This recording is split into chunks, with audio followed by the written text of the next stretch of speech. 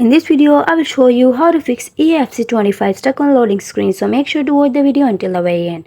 The first fix here is simply update your graphic driver. Now if you have an Nvidia graphics card, either Nvidia app or Nvidia GeForce experience right now, if you have an AMD or Intel graphic card, you might want to look it up online on how to update your specific drivers. Alright, let's going back to the Nvidia app, wait for the UI to load. Now once it load, go ahead and go to the drivers tab.